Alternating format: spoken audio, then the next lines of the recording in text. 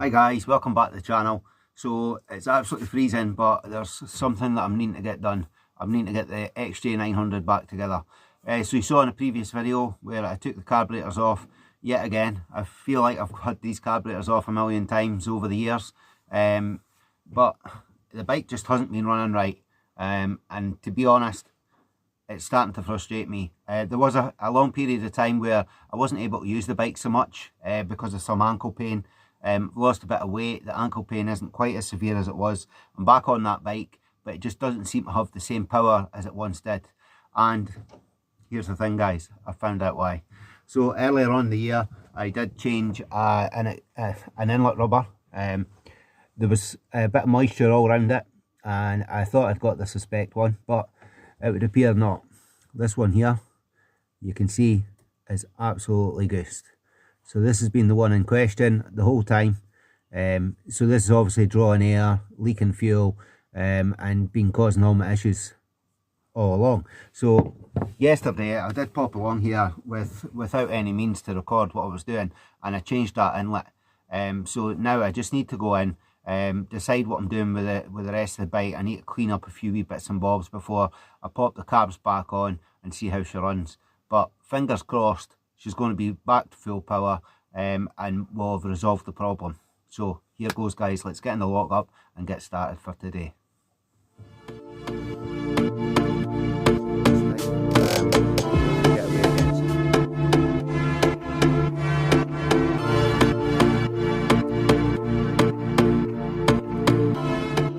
It's actually quite dark in here today. I know I'll not quite look at it on the camera, but I think I'm going to juggle things about, and I'm going to bring the 900 down nearer the door just so I can see a wee bit better.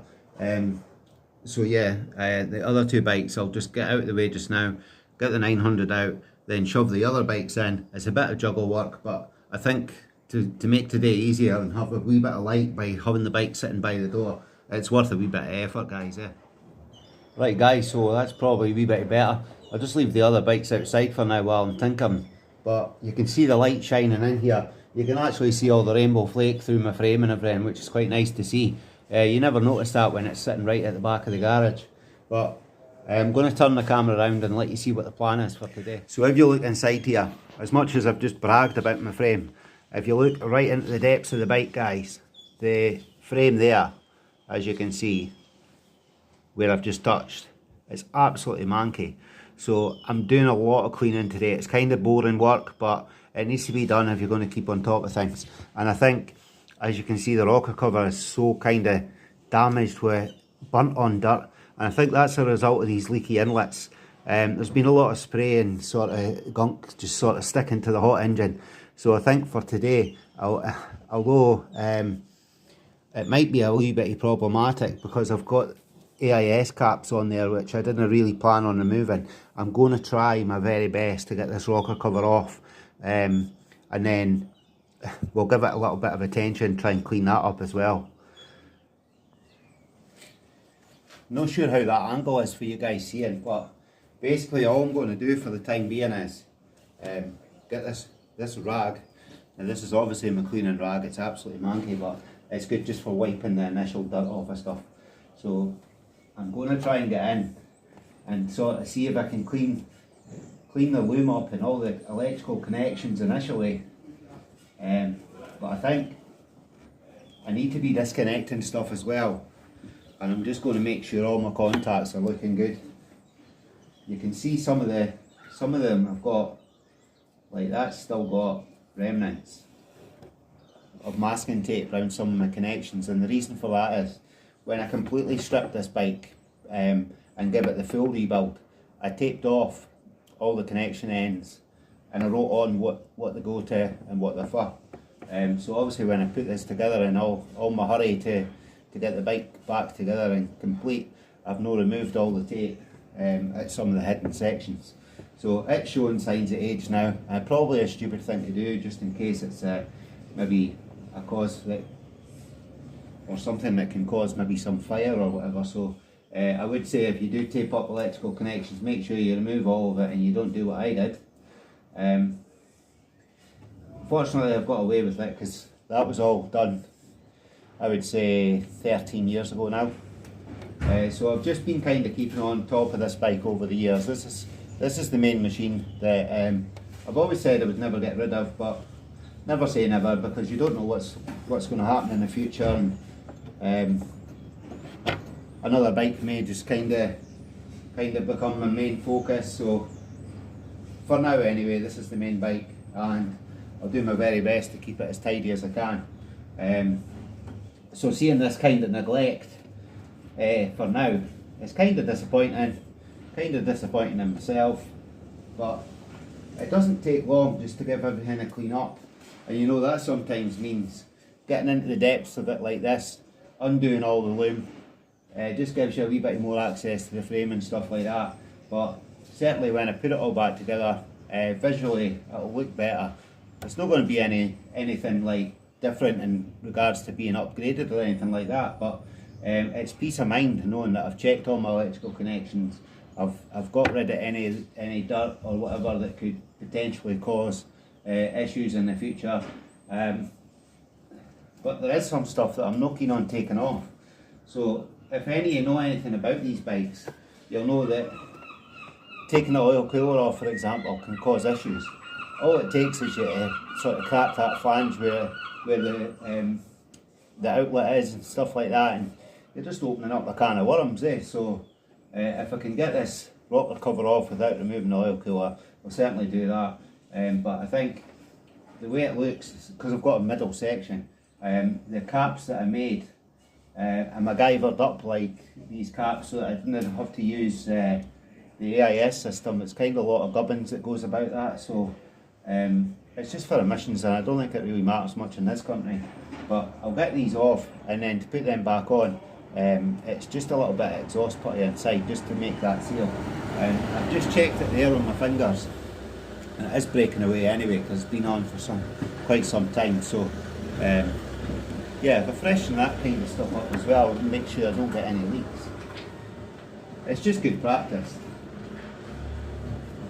I'll turn you guys off at this moment now because you'll not want to see me wiping that down. So as you can see guys, I've undone the loom here and I'm just checking. You can see there is a wee bit of dryness in some of these like electrical connections, so just see if I can get a wee wire brush in there and just give them a wee clean up. Some of them look not too bad, but like obviously we are having some issues, like the starting button seems to be temperamental and stuff like that these days. So this is an old bike and it's sometimes good just to do these things. So this bike's from 1996, so it is quite an old bike nowadays. So yeah, I'll just keep on top of it like I say. Right, I didn't really want to take the oil cooler off, but you know what? The more I'm diving into this, the more I realise that I'm going to have to just bite the bullet and go for it. Just try and be careful so I don't damage it any. Don't know what's going on with my hat here. So this is actually a Buntings warehouse hat. I believe it's a company that's in Australia.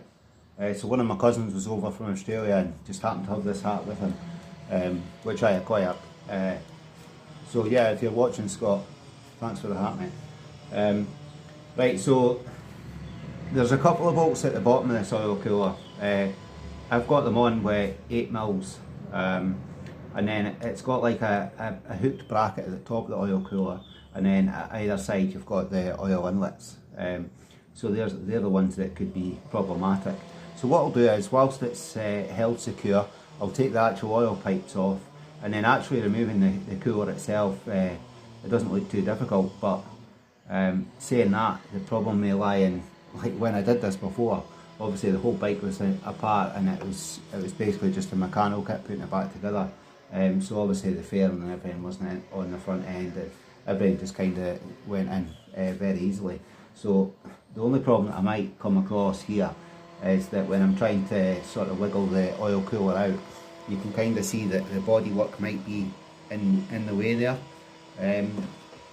Yeah, so this could actually be one of these jobs that turn into a complete actual ball ache, because the more I delve into this, the more I'm going to end up having to take off. But it's the only way to get that rocker cover actually sorted out, because it's so tarnished, it's just ruining the look of the bike. I really need to get it out, get it sanded down, get it painted. Otherwise it's just going to sort of be in my head that I should have done it when I was at this stage. Otherwise it's a case of full strip down again, which I'm not ready to do, so let's just go for it. We'll crack on and see how far we'll get. It's winter anyway here, so we're not using the bike, and I just want it to be in its best condition come the spring, so I'm going to go for it, guys. Wish me luck. Right, so I've managed to crack the, well, not crack it, but I've managed to loosen the oil cooler bolts. That's one out there. Obviously it's got a keyway, obviously because you need the flow. I might have to replace, I think I will have to replace the copper washers that seat on the top of these. So that's something that I probably have in my old man's lockup. I'll probably have, I say, so that means he'll have it and I'll just acquire it. The other lockup's more equipped than this one. This was meant to just be for storing bikes, but the way I am, I just can't help myself. I have to take things apart. It's in my nature.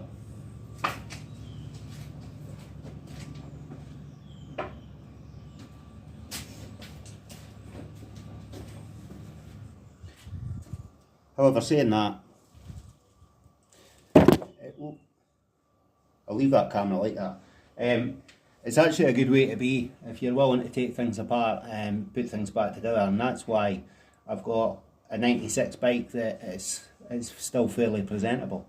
Because like all these years ago when we stripped this down, it was very close to being at the point where it was at the end of its life. Even though it had low miles, it was fairly rusty and stuff. It had to be left outside for a period of time before we started acquiring the lockups. So this country doesn't really lend itself for keeping bikes kept in the street.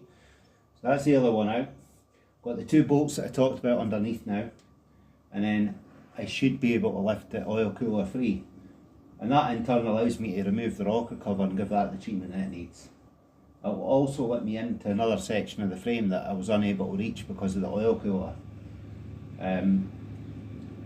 Now I have to give myself I'll have to have a word with myself, I should say, because I can feel myself wanting to just keep on taking this thing apart until I'll end up in the position where I'm doing a full rebuild on it again. I'll end up just being a frame, so I'm going to try and prevent myself from getting to that stage. It's very difficult, but I've got too much on my hands with the joint project that we're currently doing, the GS850G. It's also seen on this channel. There isn't as much footage as I thought there would be because trying to find the time to get down there together, me and my old man, work commitments are getting in the way, the weather conditions are getting in the way, so it's not quite going as quickly as we'd hoped. But saying that, when we did the carbs for this, we also did the carbs for the GS. I'll pop a wee video in here. Right guys, so here's my carburetors off of the xj900. We've got the tank here, and it has just been on. We've had the set of carbs there from the GS850 project that me and my dad are doing, but we're ready to take the bits off these carbs and give them a little bit of a clean as well. So yeah, as you can see, they've been sonic cleaned, and we didn't go to town with like stripping the bodies apart and individually. We dunked them in the bank of four, and we cleaned them out that way. And I know a lot of people like to totally take them apart, but that was the whole reason. It was for easiness that I think he got such a big sonic tank. It just lends itself to sort of putting bigger components in there, which is kind of handy when you're working on so many different things. But yeah, anyway, we've got the second bolt out here. I'm going to turn you guys' camera off just now, and I'm going to try and take this out. I don't want to film it because that'll be when it goes horribly wrong, and I'll have video evidence of that. So let's hit the pause button, guys. Right, so that's the oil cooler out, and you know, it's some of the little bits are dented and that, but it doesn't leak. Still looks okay-ish. But I'll get a second opinion when my old man can see it. I might order a new one of these. I'll wait and see. But for now, it gives me I've got oil leaking everywhere. 2 seconds. Right, so as I was saying, it gives me a wee bit of access now for getting that rocker cover off. I'll let you see how it looks from my vantage point. Right guys, so much more accessible. So my issue was, obviously the oil cooler sits in here. You can see the bits of the frame that I was unable to get, so we'll be able to get that all cleaned up and that as well. But these bolts here, that was the ones that I was unable to get to. These 2 on that side and then 2 on the other side, so yeah, we'll be able to take that out now. This is the wee caps that I made up that I talked about earlier. It's just liquid metal, an aluminium shaft, drilled and tapped. Got my bolts in there holding it on to the actual engine, and then we just put a wee bit of exhaust putty around the bottom end. Doesn't look pretty, but it certainly does the job, and it saves having all that gubbins like up here inside the fairing and everything for emissions rules that don't really matter in this country. So I'd seen it done on another bike, and I just thought, you know, I've got a better solution than that. The way he'd done it, he had like some type of hose with caps on the ends of them, and it didn't look as good, but like mine looked better when they were first done. They kind of look a wee bit ropey now. I might give them a wee bit of a clean up whilst I'm in about the depths of this, but yeah, for now let's get that rocker off next, guys. You know, I would love to say that this is easy job, but to be honest, even with stuff out the way, it's still a bit of a pain to get into. All the bolts are loose now though, so it's just perseverance now, try and get them all out.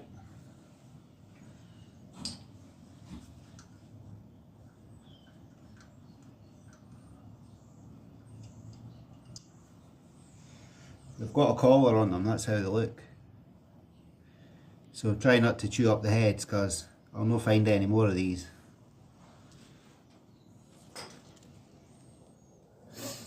Right guys, that's all the bolts out. I just need to give this a little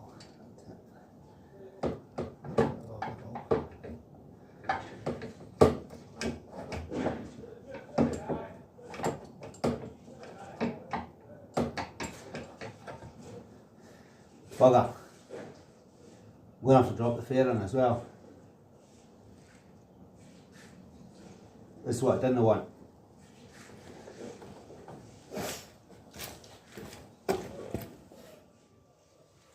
So, a quick tidy up has turned into, like I suspected was going to happen, is partial strip down of the whole bike. The next thing I'm going to have to do is drop that bloody fairing, which is a pain in the absolute tits. So I've got to undo the indicators. I can't even remember what else I have to do. I can't even remember where the mountain bolts are or whatnot.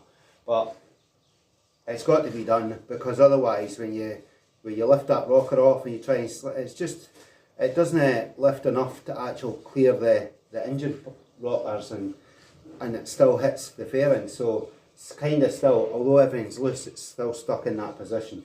So it's just more work, eh?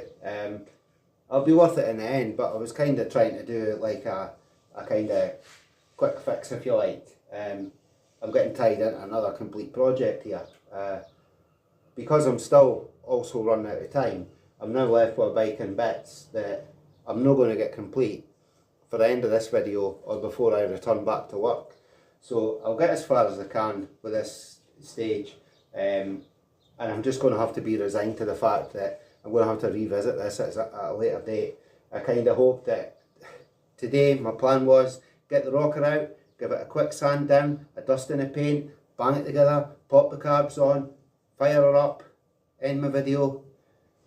You know, these YouTube videos, they never work out like that, because in real life, and what I'm trying to show here is, you start one job and it snowballs, if you like, from a little snowball of that size to being a snowman. So this is where I am. I'm just going to crack on, get that fairing, start taking it off and whatnot. Right guys, so I've taken a moment to sort of breathe and relax, and I'm totally over the fact that I've now got to take this front end off, because I've had a wee minute to think about it, and down in the depths here you'll see a couple of bolts on a bracket. Now I believe they're on the cage that's holding everything onto the front of this bike. There is meant to be a couple of lugs as well, but mine are broken off, so if you actually look round at the bodywork, you can see that they were just painted with the bodywork of the bike, because at that point I had damaged some plastic cutting out old bolts, and I just said, look, just leave them, because I couldn't afford the risk of damaging the whole fairing for the sake of removing these two nuts.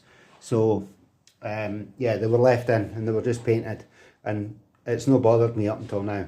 So the plan now is to just undo these bolts, and if I can rock the whole fairing enough that I can get this rocker out, just slide it underneath it, then all be good. But if not, then I'll just crack on and do it properly. Right, so the indicators are out. If you look underneath, don't know if you can see that, the indicators kind of hold on the fairing onto the metal brackets there. It's looking all kind of ropey, kind of needing cleaned, forks needing attention, lower yoke could do a wee bit of attention. I've taken the screen off, the cowling, that gets you into the mounting bolts here and here. There is also a couple underneath the screen at the front, there and there. So we're getting to the point where the fairing's kind of getting kind of loose.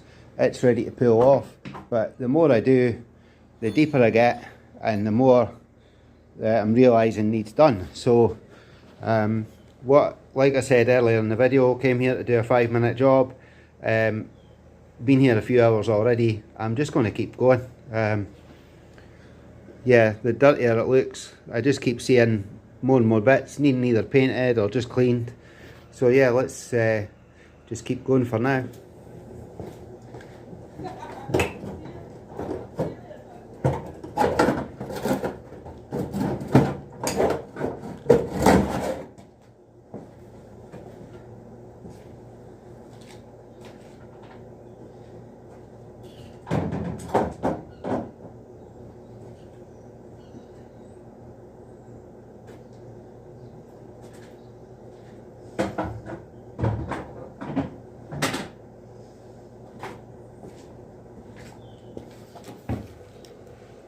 Oh, that's just clearly fallen off, but that's me got into the depths to get this off.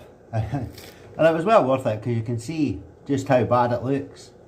It's particularly coated with burnt on shite. So we'll get this all checked out, well, sand it all down, give it a wee paint. And yeah, that's what today was really all about, is trying to get this removed. But my bike is so far stripped now that it's also allowing me to get into things that I didn't expect to. So you can see there is a wee bit of pitting. I mean, it just runs off with your finger on the forks there. So I'm going to get the brasso out and stuff as well, give this a wee clean up before I put it all back together. It's been quite a day, but I was also maybe thinking I might just remove this whole front cage that holds everything on, and get out with the old hammerite and give it a wee coating. But that's for another day, I think. I don't want to go too far today. I'll just concentrate on what I've got in hand at the moment. But yeah, it's come apart quite easily, probably as a result of the rebuild sort of 13 years ago. When we put it all back together, we did kind of copper slip stuff up in that, which has made this strip down a wee bit easier, certainly. I did find there was a couple of bolts that I've put in, particularly the one on the front of the cage there. I was waiting to try and just remove this all in one unit. The two that go through the frame and through the frame there that holds the headlight and fairing on, they're about probably that much too long. So it comes to undoing them, you're standing for hours, because you can only get like a quarter ton on them. So in hindsight, maybe you should have used shorter bolts in there, and I'll maybe look for shorter ones when we put it back together. Well, I'll let you see how it looks for now anyway. So yeah, a lot different to how it looked this morning. I'm going to have to get something to cover up that engine for now while I work on the rocker cover. Didn't have to take these off in the end. Once the fairing was out of the way, there was plenty of room just to lift that free.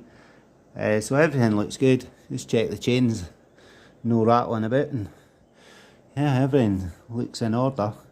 But the bike was running fine other than the fueling issue, so I think once we tidy things up and put it back together, she'll be good in. But yeah, some of the frame you can see, like there, where the cables have been touching, it's kind of cut into the powder coat. But it gives you a wee feel of how thick that powder coat was actually on there. I couldn't recommend that place enough. So I got this frame done, like I say, 13, maybe 14 years ago actually, when we first started doing this. And it was a place called Kotec in Carnoustie that did the powder coating. And yeah, it's really stood the test of time. The only fault that I can really find with it is, like right in here, there is, I don't know if you can actually see it, but I can see a wee bubble there, just inside where the water would sit. But given how old that powder coat is, like, I don't know if it's still under the same ownership or whatever, but certainly the history that I've had with the company, I would definitely go back there and get more stuff done. And it's not too far from me really either. This cage though, in hindsight, I should have had that probably powder coated at the same time. Everything that I painted with Smooth-Right, this is painted with Smooth-Right, and again with the, I don't know if you can see that, the brackets that sit across the back. Obviously I need to take I've got a charging port in there. That's what that switch was for, just charging sat-nav and stuff when we went to Europe. But anyway, back to what I was saying. So everything that I painted with Smooth-Right is kind of starting to rust through now. So although I recommend it and it's a good product, it doesn't last forever. You do need to keep on top of it. And again, the bit here that holds on the forks, that lower yoke there, that was all done. I mean, it's maybe just, you can see the dirt on that. I'll just give it a wee wipe there, look. And yeah, maybe the paintwork's not too bad underneath all the dirt, but until I get into the depths of it and start cleaning everything up, I won't know. Right, I think I'll just get everything in now.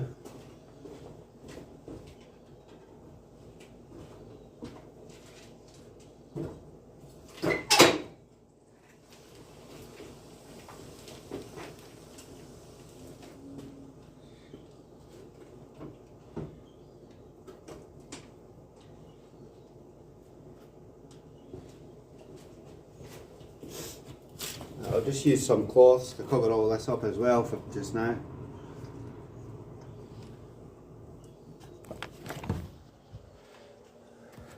And I'll go and get the other bike. Oh, wow, you guys, that's been some day at the lockup. Hands are black. Not going to bother boiling water here. I'll wait till I get home, get washed up. So I've got that rocker in here. I've got some sandpaper. Going to go home, have a cup of coffee, get cleaned up, and then probably later in the day, once I've warmed up a wee bit, I'll get back outside. I'll start sanding around that rocker, give it a coat of paint, and it'll all be ready and dry by the time I head back to the lockup and start putting things back together. For now though, I'm going to end this video. Bye for now, I'll see you on the next one.